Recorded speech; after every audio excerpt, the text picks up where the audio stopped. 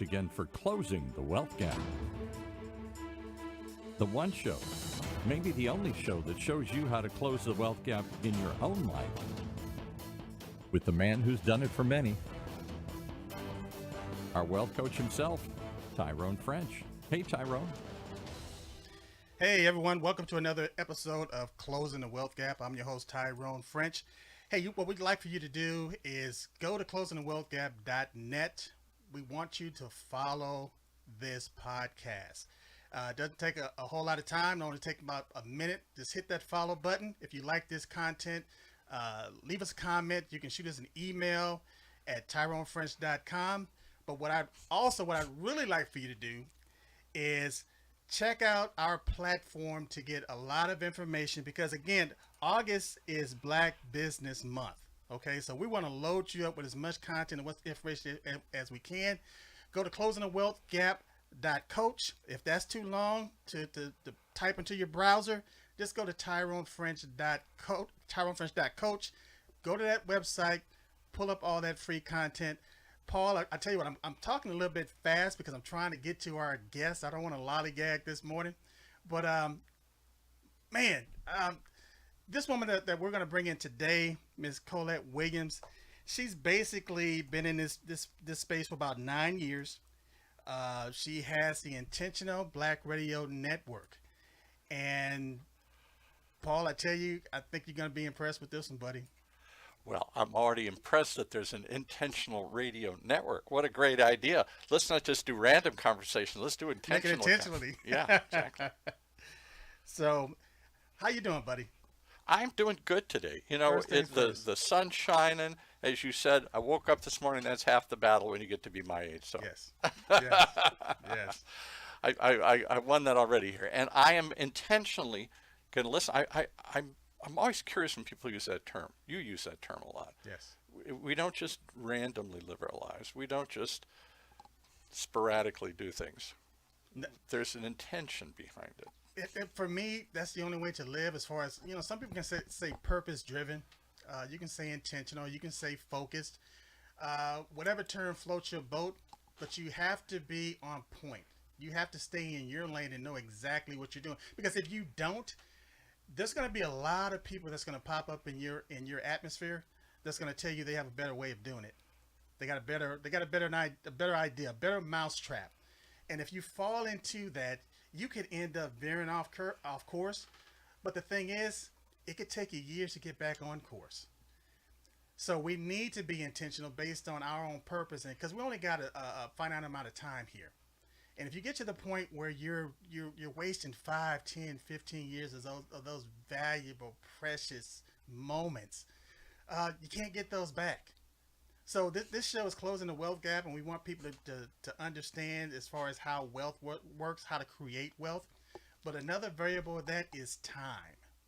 And so we need to make sure that even the people that we're spending time with are quality individuals that can add to our lives, that can bring out the best in us. Not the worst, but the best. And we try to bring guests on this show that, again, is going to bring out this. First of all, they're going to make you think, and they're going to show you a different perspective that maybe you didn't see things quite that way. That can help you alter your ideas, alter your reality, so that now you're cutting that learning curve. If that makes sense. It makes sense to me. You got a great guest. Let's bring her in. So, Collette, are you there?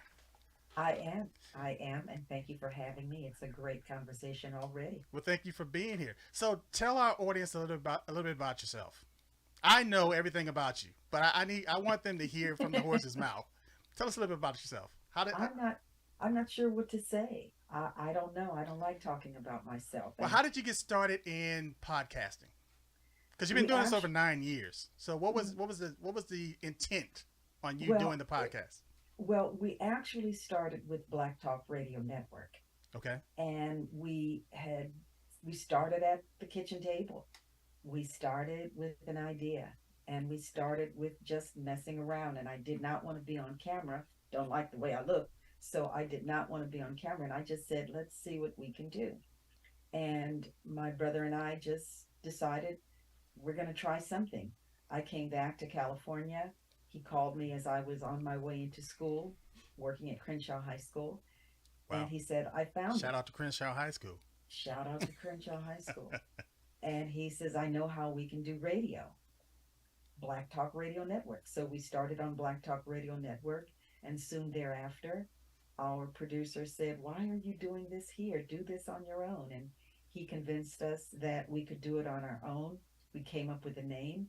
And I always said that we cannot have something that is not meaningful, that people won't connect with. Right.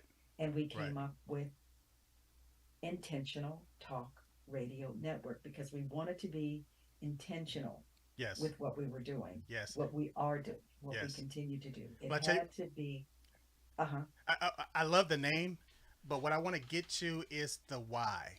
What was the why? What was the purpose behind it? The purpose is simply that. It's purposeful. It's with purpose. It's with intention. It's with a great deal of focus. We know what's going on in the community. We know that there is a lot to be done. There's a lot of work to be done. We know that if we don't do it, it's not going to get done. We have Right. to take it upon ourselves to step out there, Right. to do what needs to be done. We can't wait for someone to do it for us. We've been waiting entirely too long. You know, And I can relate to you with what you just said because even with closing the wealth gap, as far as the inception, there was a little trepidation. It was like, you know, am I the right person to do this? You know, why me? Why should I do this? There's so many other people that are probably more qualified, with more experience to do this, but why me? Why now? And the thing is, I saw a need. I saw a need. I had the wherewithal. I had the intent. I had the means. Everything had lined up. So when I started doing my pros and cons, there were more pros to cons. And so then I realized the only thing that was stopping me was myself, was fear. So I decided to go ahead and start this journey. And it's been what, like 4 years now, Paul? 5 years?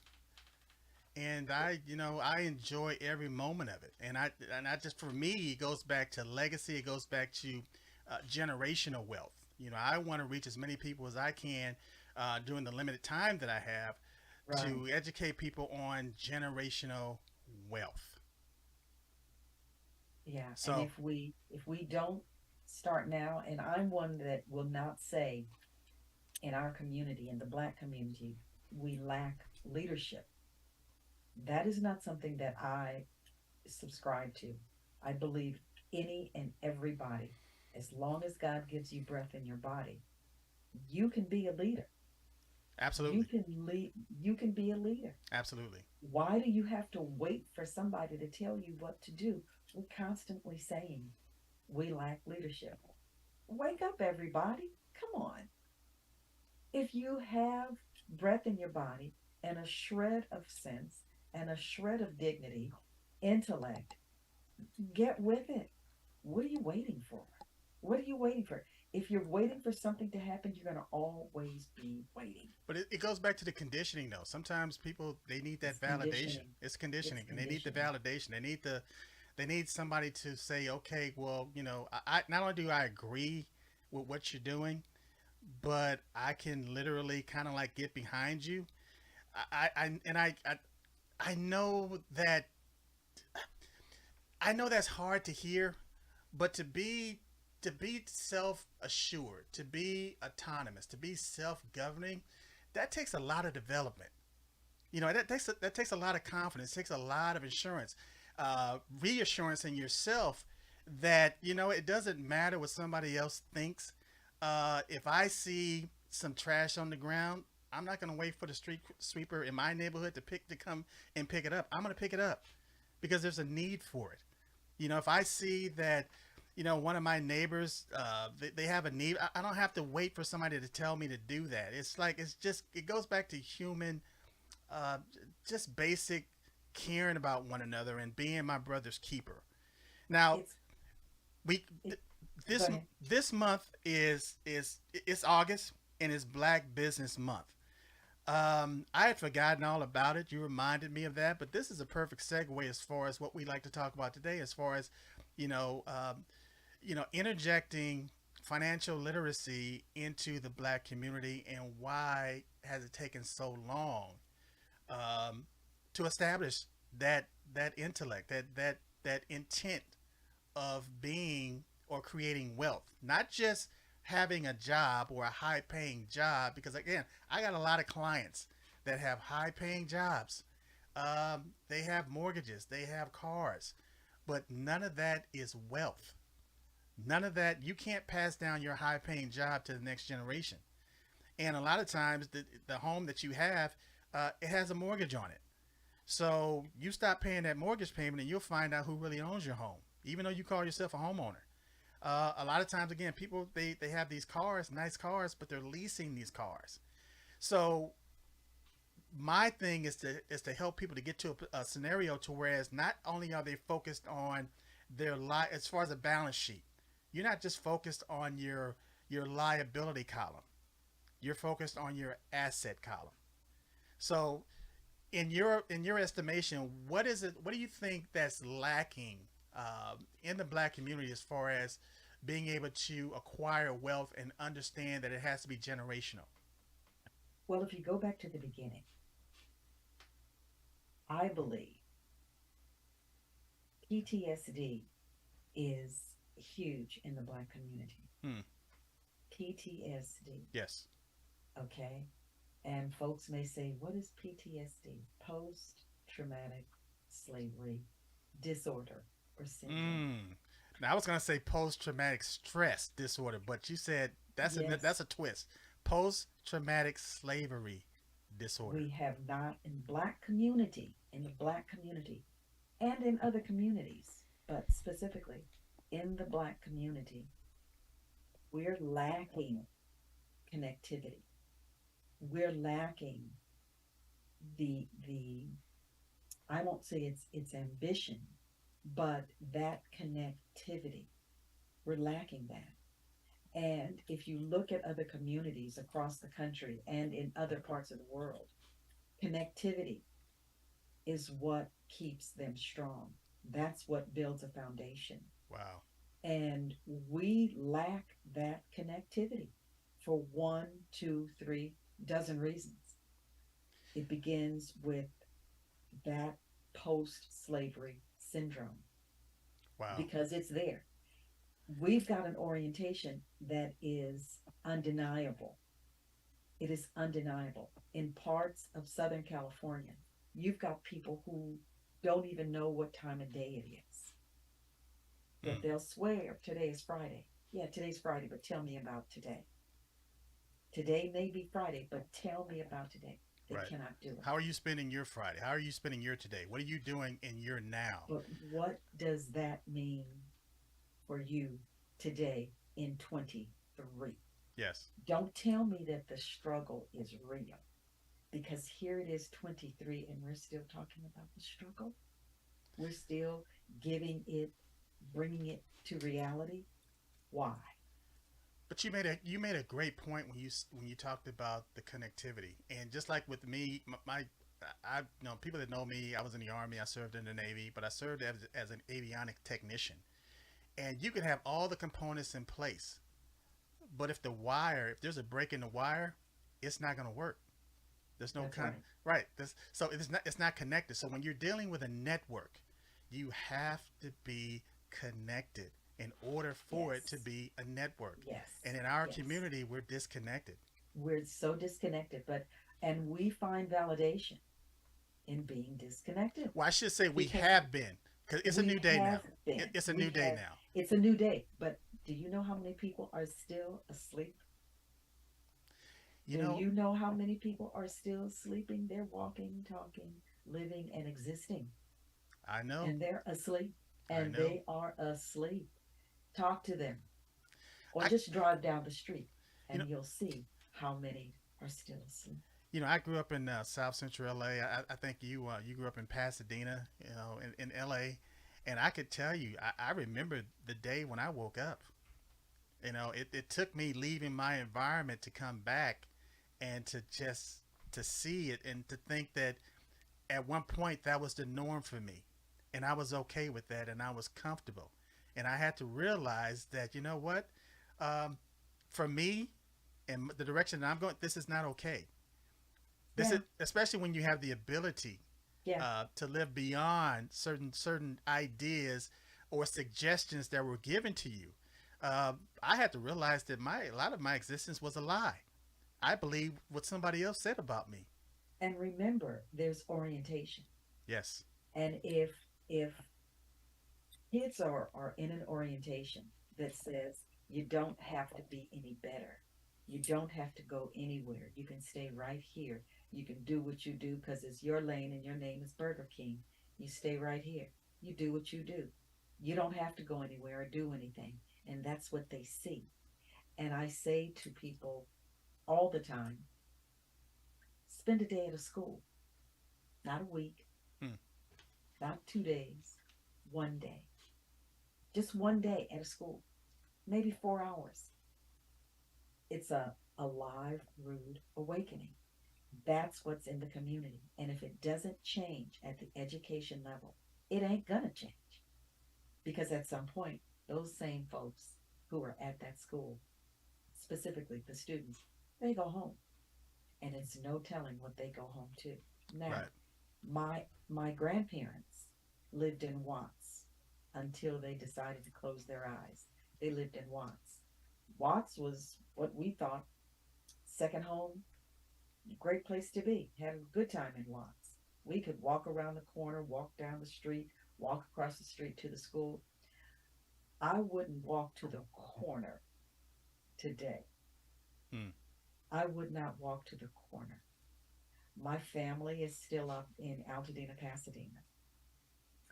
When I got back here from Dallas in 2009, that's when I saw the real deal.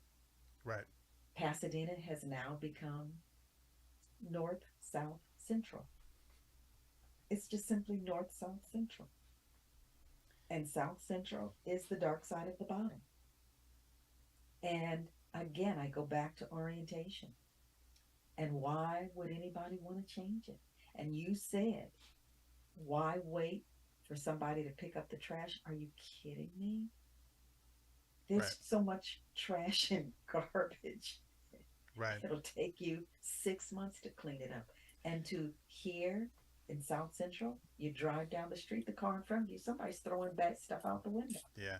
And it goes back to ownership as well, because a lot of times, why should you care about it if you don't own it? It's like a rental Right. car. Some people buy rental cars and they trash the rental car and they drive it all kind of Yes. ways that they Yes. ordinarily wouldn't drive their own car, but it's a rental car. When I was growing up in LA, again, my parents, they bought their home back in 1972, and I could see the pride in my mother and my father, because they sacrificed. My dad had four kids, and my mother was a substitute teacher in LA Unified School District, and he worked for Wonder Bread for years. Mm. But they scrimped, they saved, they did the things that they needed to do, and they bought their home. And on our block, it was nice. It was a nicely manicured block. But I can tell you, when we moved into the neighborhood, there were a lot of white people in the neighborhood, and it was diverse. But slowly but surely, the white flight began, and then other people started moving into the neighborhood. And again, I could tell you, and I can go back over to my mother's neighborhood, and I could just tell you from a 40-year perspective, it's not the same. And so the thing Yeah. is, it's not, but the neighborhood didn't change. The neighborhood didn't change. It was the people in that mindset that came into the neighborhood and thought it was okay to write on the wall. They thought it was okay to trash the neighborhood. And again, I'm not condemning the entire neighborhood, because there's some good people in South Central LA. There's a lot of good people. There's just only a small percentage of people in Watts in South Central LA that's causing a lot of problems. But it's that small percentage that sticks out, and it's that small percentage that the media will pick up on, and that information now is not just local, and it's not just national, it's global. Oh, yeah. It's global. And as I mentioned, I also work for LA Unified. Hmm. And I'm not even supposed to say that, but my point to that is the district has lost a large number of students. The decline in student enrollment is just incredible. Yes. Gone from just over 1 million students down to 400 and some students today. It might be 400,000. It might be 425. So what But it's happened? Where did they go though? Where where did they they go? went to charter schools. Okay. They went to the east. They went to Arizona. They went to Colorado. They went to Texas. They went Okay. to Louisiana. They went to Atlanta, DC. They got out of California. They got out of California. Not only is it too expensive to live here, but why are you paying? Why would people pay 15 times here what they could pay someplace else? Right. And it could Right. be they could be in a better environment. Their kids could get a quality education. They could get what they want. They don't have to live on top of each other. They don't have to live with people who are unhoused, Right. because living on the street here is a way of life. Living on the street in LA is a way of life. And Karen Bass was in, I believe it was Houston earlier this week, no, last week for Now you're talking about the mayor of LA, right? yes, Yes. the mayor's conference. Yes. And she said that there were something like 40,000 homeless people in LA. She lied. That is a bold faced lie, because also within the last month, it was reported that her fight to change that has increased to 75,000 homeless people. They need to start telling the truth. They need to tell the truth. It's not 75,000. It definitely is not 40,000. You're looking at over 100,000 people. They're not telling you about what's in the wash. They're not telling you about what's in the nooks and crannies and under the freeways in areas that you can't see. They don't tell you about Yeah. what's The happening. They don't underpass, the know. They overpass. don't tell Yes. you about all of the areas where the homeless people, because the homeless people are alongside every freeway, Yes. every single freeway. And they do these photo ops where the mayor goes out and she shows you that she's moving people out. They're not moving into stable housing. There is a unit on Imperial Highway and the 110. Yes. They've been constructing these trailers for going on 2 years, and all they are is trailers that they no longer use on big rigs. They've transformed them into apartments. Right. So they've stacked three high, and there may be 20 of them, and they turned these trailers into living quarters. Right. They've been working on them for 2 years. Why does it take so long? You've already got the walls. All you're doing is putting in some wiring, some plumbing, and some windows and a door. I have a friend that I grew up with. I went to Gompers Junior High in Hmm. LA and Locke High School. And I'm gonna give a shout out to Daryl Hollingquist. He actually owns this container company. And even with the politics, and you can't even call them containers anymore. They call them modules. And Yeah, because so they want to use them for houses. yes, Because yes. they're using them for houses. Exactly. So I know exactly the project that you're talking about, and my friend Joe Hollenquist was the same way as far as, but it's political and it goes back to It's money. all political. Yes. And I'll say it now, and I hope everybody hears me. All the billions of dollars that have come into Los Angeles to eradicate this situation for years.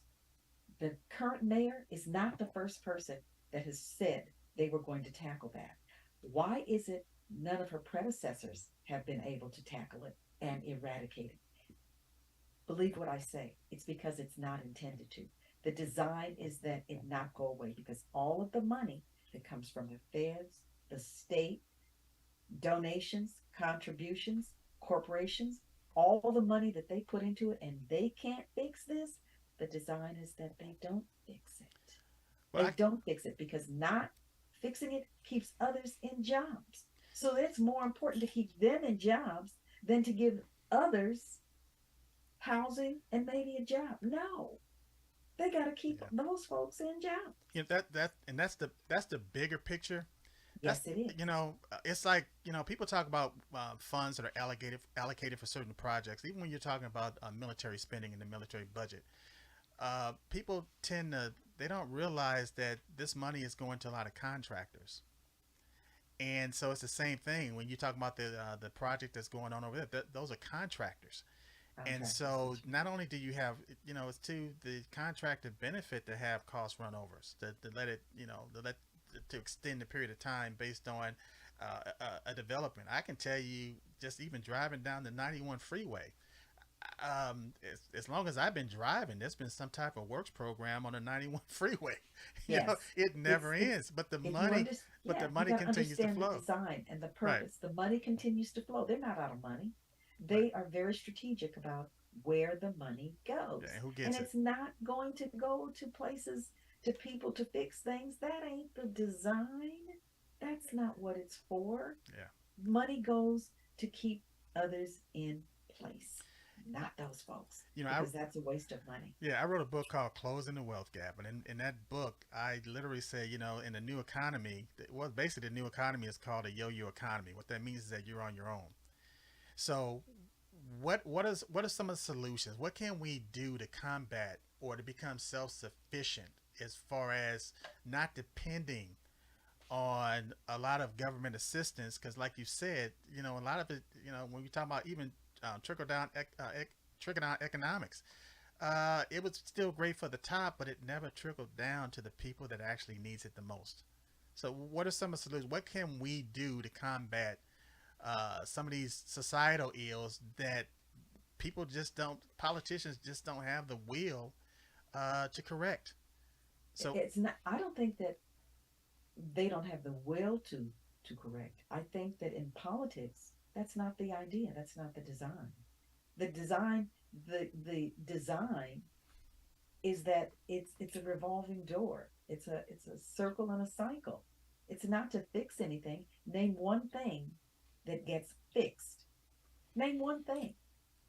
well, I can tell you this: even with crime, I mean, if there's no crime, you don't need a police department. If there's no Listen, crime, you don't need crime. prisons. You know what? In on TV news, if it bleeds, it leads. Right. Okay, so that's the idea. If it bleeds, it leads. Yes. So don't fix anything. Okay, how can you? I had someone on the show that talked about, it was during Black Music Month, and the discussion was about how hip hop got started, how rap got started. And the idea with rap is that the, I guess, the producer and the owner of the label said, this is how we want you to spin that. This is how we want you to say that. Right. Don't say it this way. That's too clean. Right. Say it this way because that'll get people riled up. And one of the things that I learned or that we learned back in the 60s and 70s was that there's propaganda. And as long as you Right. can propagandize the Right. information, as long as you can uh, give it salacious intent, Right. people are going to run to it. That's what they gravitate to. People gravitate to, Well, let's call it what it is. people, People gravitate to mess. yeah, people need something to point at. They need a boogeyman. They They, need a boogeyman. yes. People need to see a boogeyman. Okay, remember the movie Poltergeist, and I forgot the name of The Exorcist and Training Day and all those. Those are the movies that got Academy Awards. Those were the Right. worst movies, but they got Academy Award. We still today cannot figure out how Denzel Washington got an Academy Award for Training Day and Not for glory. yet not for Glory, not for Malcolm X, Right. not for any of the great movies, but he got a Academy Award for Training Day because it was the dirtiest, because it was a low life dirty movie. Halle Berry got an Academy Award for Monsters Ball. It was a low life movie. She got an award for Monsters Ball. The worse it is, the best it is for them, because we don't need depiction of what's great about us. We need depiction about what's wrong with us, because that's what motivates us. Right. Look at reality TV. Look at the low life housewives. Look at the love and marriage series. Look at those nonsensical programs. I watch them, and I know they're nonsensical. I watch them and they make my blood boil. But I not only have watched them and they make my blood boil, I've also responded to Carlos King, who is the executive producer of some of the worst shows. These people buy into that because think, they thought it's going to make them a star. They will Right. never, ever be a star. They will never be a star. So when they get canceled, they go home, because it's not about how great they are or how talented they are. It's about the mess that they bring to the masses. But And you asked, I tell you what, we got about maybe about 5 or 10 minutes more. Um, but it to me, what it does, and it's by design, it creates a certain narrative. by It design. creates a narrative. And once you buy into that narrative, then all of a sudden you begin to, because the mind will conform based on those suggestions. And so you'll begin to speak, you'll begin to dress, you'll begin to act, you'll begin to portray or play a certain role. And you know that that's not you. That becomes the orientation. And remember, we've got subliminal, not only advertising, but we've got subliminal features, propaganda. Because remember, you've got to think about all of the things that are in the Black community. Think about the things that people from the Black community are ingesting. Right. And if you ingest nothing but toxic anything, that's all you're going to have inside. That's all you're going to work with, those toxins. So there's nothing else there to work with. And you asked about these solutions and what people can do. Stop waiting. Stop waiting and stop thinking that you have to wait for somebody to tell you what to do. Look in the mirror. Amen. Look in the mirror and tell that person that you see in the mirror that it's time to get up and it's time to move. And stop waiting on someone to do it for you. Stop waiting on that proverbial permission. Stop waiting for somebody to tell you to take a step. We all have to be responsible. Everybody must be responsible. And nobody wants to be held accountable. Nobody can't be held accountable.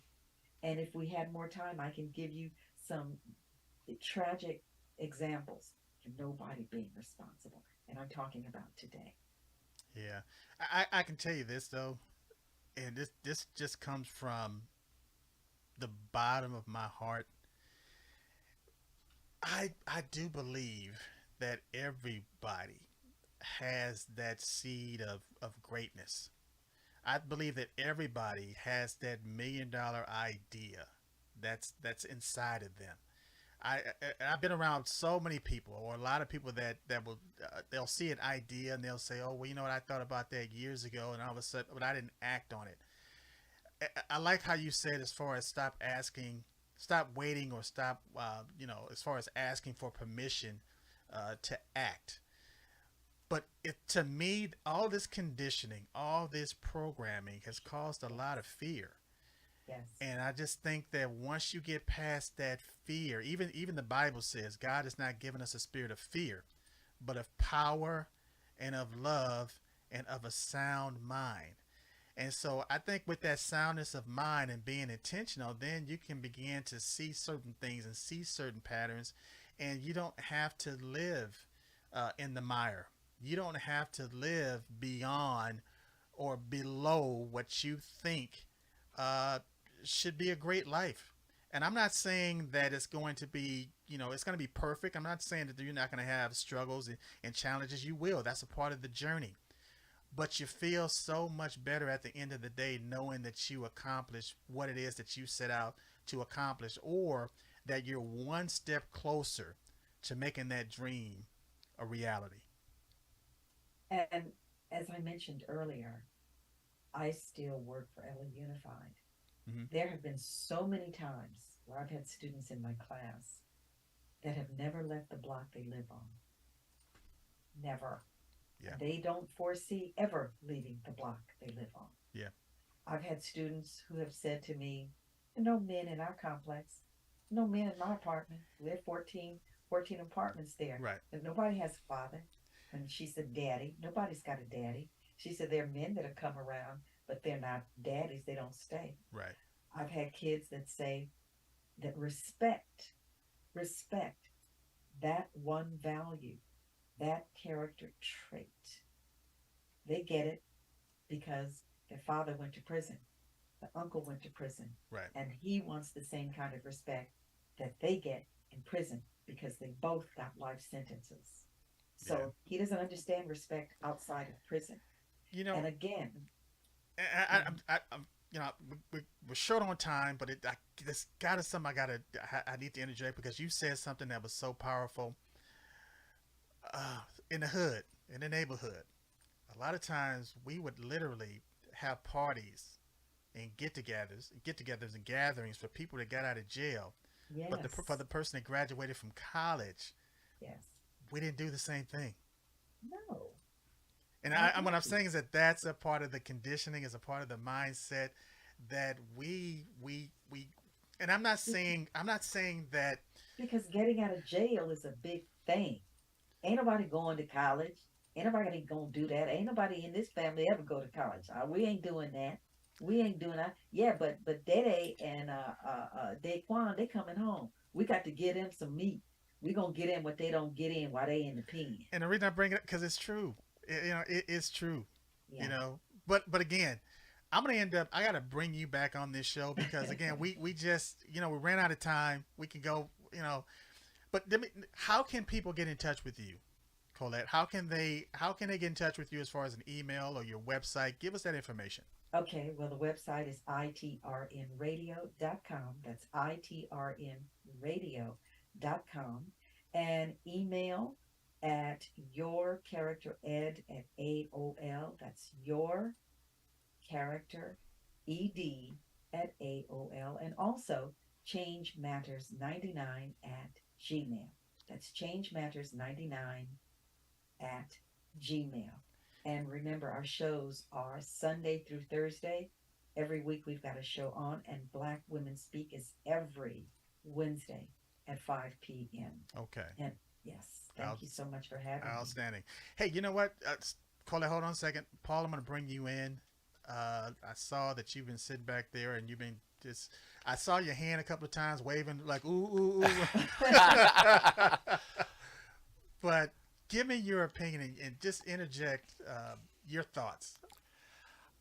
I hear what she's saying, and I'm trying to take it all in because it's a dark vision. And Right. and the problem is, does it depress people? And then they say, well, then why bother? The system's rigged against me. I can't win. And does that make people give up even more? Or does it make people wake up and say, it's up to me to do this? I see this in lots of communities. I mean, I Yes. think this isn't just a problem in the Black community. I could go down the list of other communities. I came from, the Midwest that still thinks Trump is the savior because they've watched their little small towns disappear and the factories pack up and go to China, and nobody's going to college and they're all doing fentanyl because they're hopeless and everything here. These small towns that used to be the backbone of the Midwest are shriveling up and drying away. I have relatives that still live in a bunch of those towns, and they've turned to a savior, not to themselves. They've turned to somebody else who's going to save them. Right. There's nothing I can do. It's all rigged against me. And so I think that's something. The question I had for Collette, and I'll throw this out to both of you, is one of the things that impresses me about your show, Tyrone, is this idea that wealth is not an extraordinary thing. It should be ordinary. It is. It's ordinary.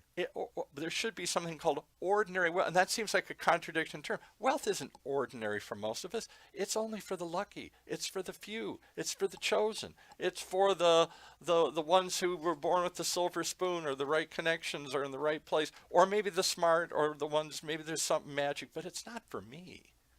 And I think if you And that's a bu- false narrative. if you buy into that notion, Right. and I think that many communities, not just of color, but of across the country, are buying into this notion. Nothing I can do. The promised land is not for me. And can I comment? Yeah. Sure. And that goes back to the orientation. And as you said, wealth. But remember, this community has generations and generations and generations of lack and no wealth and no hope and no drive. And Yes. remember, there are people who never leave the block they live on, whose families have always been at the poverty level because the orientation is that it will not get any better. Right. The wealth is for a select few, and that ain't the few. And it ain't me. Yeah. And it ain't me. I ain't You know- part of the few. So why Yeah. would I even think that? And remember, there are people who think that their lives revolve around EBT. I didn't know what EBT was until a few years ago. Yeah. Their lives revolve around EBT. Their lives revolve around their county checks. Their lives revolve around government checks. There are banks in the hood, in South Central, who So- only bank, their only customers, not their clients, but their customers are people who exchange government checks. Right. There's a bank on Central and 103rd. It's called Bank of America. Well, and And in there- Hispanic communities, it's because they can't get a That's checking right. account, so they just go to check cashing. Right. And they Yes. give third of it away That's just because right. they don't open an account. But I guess I'm going to relate it to another group that I didn't grow up in the area, obviously, that you grew up in. So I can't, I have to listen. You're there. I'm understanding. I'm trying to take it in, a world that I never see. I skirt around those areas. I don't drive through South Central LA. I don't think I've ever been in South Central LA. And so what do I know what really goes on there? I know that there's a glorified gangster culture that's arisen, the hip hop world and the Bloods and the Crips and all this stuff that's spread to fashion, that's spread to music, that people seem to want to emulate for some reason. But, and I don't know if that's where that comes from, but here's my question. I say it to the same people I know in the Midwest. I have lots of relatives who live in little towns in the Midwest that were once wonderful places to live that now are ghost towns. You drive through downtown and there's no business there.